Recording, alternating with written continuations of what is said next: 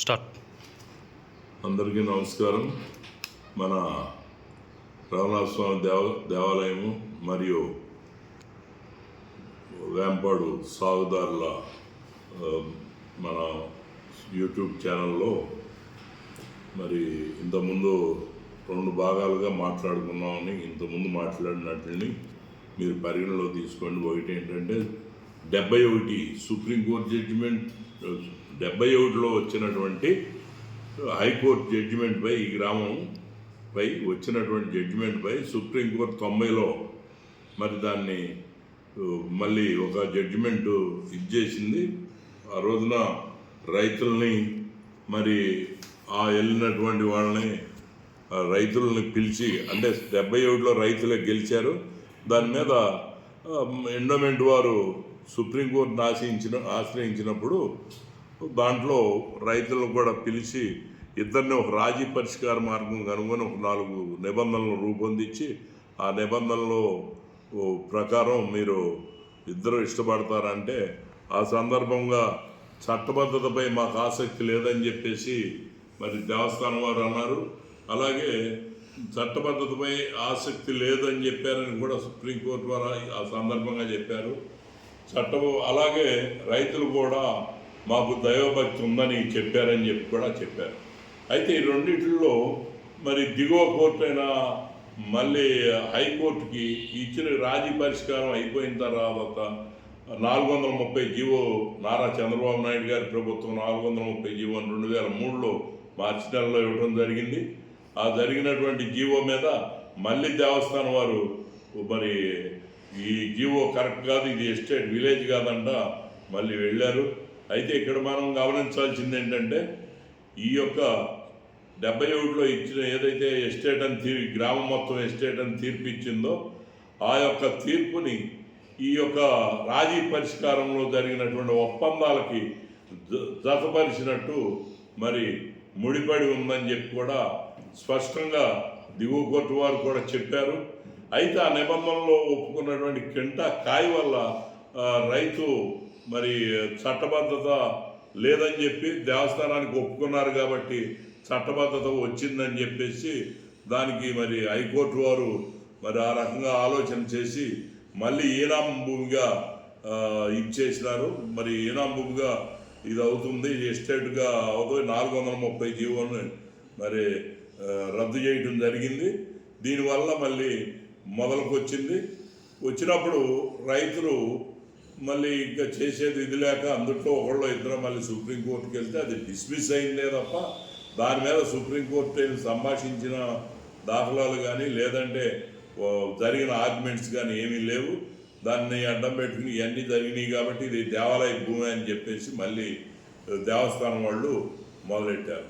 చట్టబద్ధతపై మాకు ఆసక్తి లేదు అన్నారనే మాట సుప్రీంకోర్టులో మరి వాదోపాదం జరిగేటప్పుడు మరి సుప్రీంకోర్టు వారిని ఖచ్చితంగా ఆలయం వారు మరి ఆలయానికి సంబంధించిన అధికారులు మాకు చట్టబద్ధతపై ఆసక్తి లేదు అని చెప్పారనేది మీరు గమనించినట్టయితే మీకు చట్టబద్ధత లేకపోయినప్పటికీ మీకు చట్టబద్ధత కల్పిస్తామని సుప్రీంకోర్టు చెప్పినట్ట, లేదంటే భక్తులు మాకు దైవభక్తి ఉందని చెప్పి మరి సుప్రీంకోర్టు వారు చెప్పిన ఒక కింటా వేరుశెనక్కాయ మరి కడతానికి ఒప్పుకొచ్చినందుకు మేము కింటాకి వేరుశెనక్కాయ కడతాం, కౌలుదారులుగా ఉంటాం కాబట్టి మేము ఒప్పుకున్నాం కాబట్టి ఈ భూమిపై హక్కులన్నీ వారికే ఇవ్వండి, సంతోషంగా ఒప్పుకుంటాం అని చెప్పినట్ట.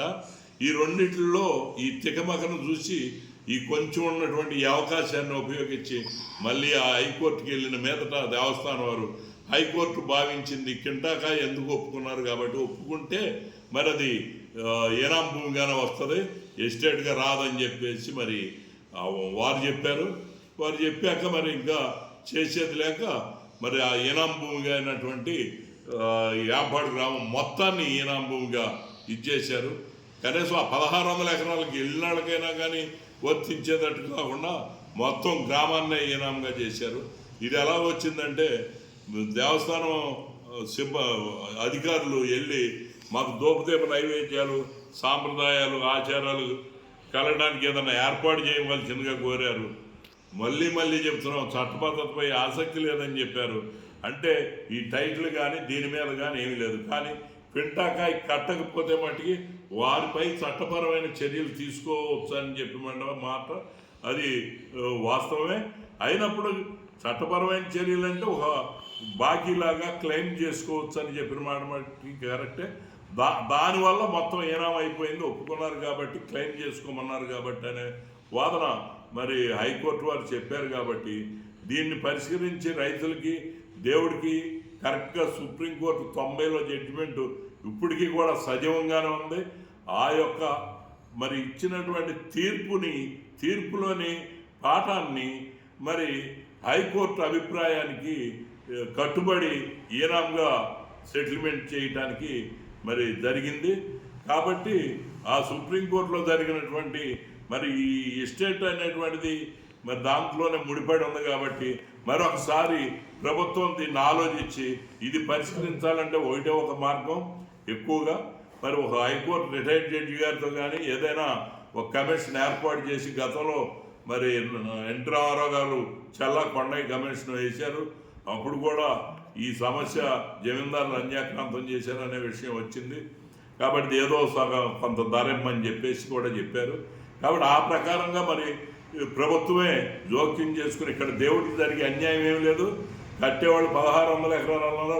కనీసం అప్పుడు 1600 ఎకరాలు సాగు భూమి ఈ కోర్టుకి వచ్చినటువంటి వాళ్ళకి లేదని కూడా దేవస్థానం వాదించలేదు.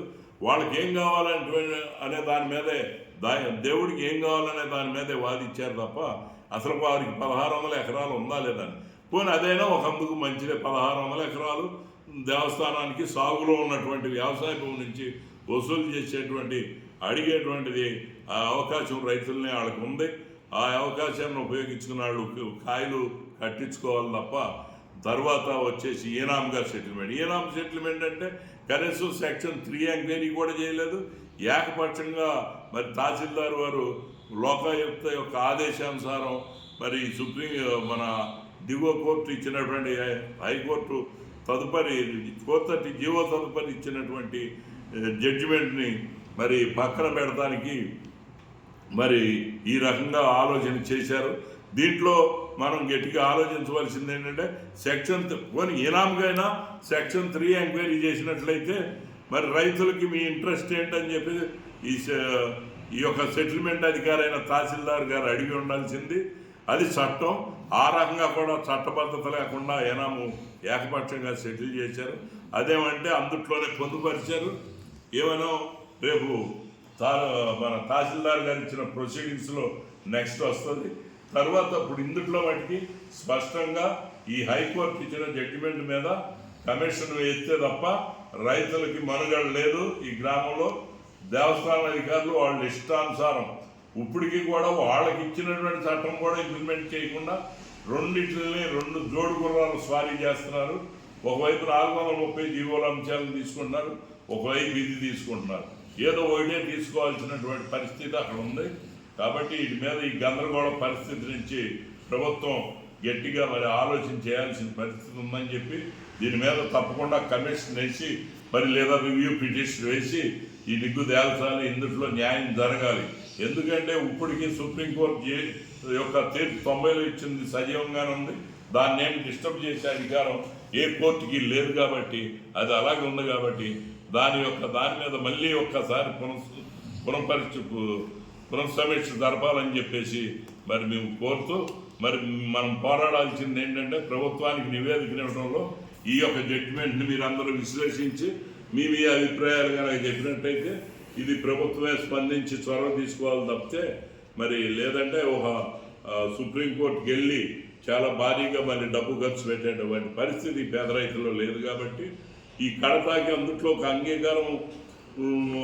అంగీకరించి వచ్చిన వాళ్ళకు ఉందా, మిగతా వాళ్ళకి లేదా అనే విషయాన్ని కూడా మరి కొంతమంది మన హైకోర్టులు వేశారు. అది కూడా ఒక మంచి సుపరిణామం. మరి అట్లాగే వాళ్ళు కూడా ఏదో ఒక జడ్జిమెంట్ ఇస్తే అది ఇది కలిపి మొత్తం మరి ముందుకు వెళ్ళడానికి ఛాన్స్ ఉంది. ఈలోగా జరగవలసినటువంటి కార్యక్రమాన్ని మీరు కూడా సమీక్షించి మేధావులు ఆలోచించి ఇవన్నీ చేయాలని చెప్పేసి కూడా ప్రభుత్వానికి ఎలా మనం నివేదిక ఇవ్వాలా, స్థానిక మంత్రి గారు ఉన్నారు, ఆయన ద్వారా ఆ నివేదికను పంపిస్తే మరి అలాగే మనం మరి విజయం సాధిస్తామని చెప్పి, న్యాయం జరుగుద్దని చెప్పి మరి మీకు కోరుకుంటూ మీకు నమస్కారం, సెలవు తీసుకుంటాను.